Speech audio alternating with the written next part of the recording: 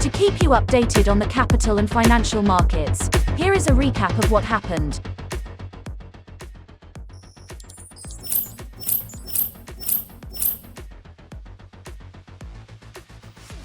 With the life expectancy for Malaysia now at 76.6 years, coupled with inflation and rising living costs, it is crucial to be equipped with financial awareness and literacy as early as possible.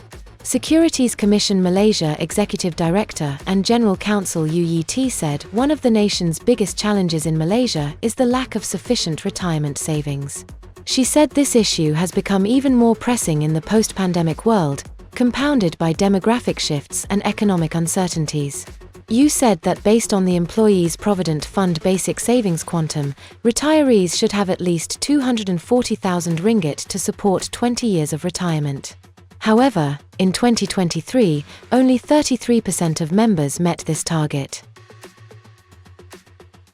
Economists are reviewing their forecasts for interest rate cuts in India after inflation accelerated faster than expected last month, fueled by surging food prices. The Reserve Bank of India, last week shifted its policy stance to neutral to indicate a pivot soon. Governor Shaktikanta Das has kept the benchmark rate unchanged for more than 20 months and has repeatedly said he wants to bring inflation down to the 4% target level on a durable basis before he considers easing. Thailand's securities regulator is proposing to allow private and mutual funds to invest in cryptocurrencies and assets, including crypto exchange-traded funds listed overseas, and to add investment tokens as an eligible asset for investment. According to the Securities and Exchange Commission Thailand, the move is to ensure fairness in the provision of foreign investment to high-net-worth investors through securities companies and asset management companies and to support asset allocation by fund managers.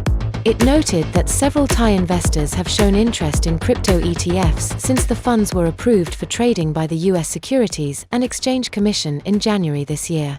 However, the current regulations concerning investment of private funds and mutual funds do not cover investment in digital assets. Therefore, the SEC deems it is appropriate to amend the regulations, the regulator says in a statement on the 14th of October.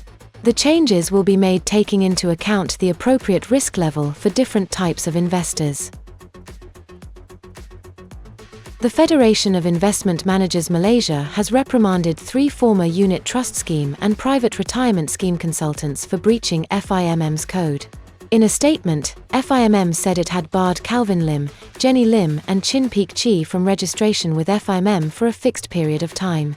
FIMM said the public reprimands are imposed to send a strong message that FIMM will take action against those who fail to comply with any rules issued by FIMM. It is to deter UTS and/or PRS consultants from committing any misconducts and reminding them that it is crucial to observe FIMM's rules when marketing and distributing UTS and/or PRS in Malaysia to protect the interests of the investing public. The misconduct were reported to FIMM by a member of the public. The head of the International Monetary Fund cautioned that high debt and low growth remained major impediments to the global economy. IMF Managing Director Kristalina Georgieva told CNBC that while notable progress had been made in the global economic recovery, governments had become too accustomed to borrowing, with anemic growth adding to the challenges of servicing that debt. Read the latest issue of the e-Zine available at FIMM's official website to stay updated about what's going on in the industry. This has been the FIMM TV Weekly Recap. Be informed, stay updated. Be sure to like, share and subscribe.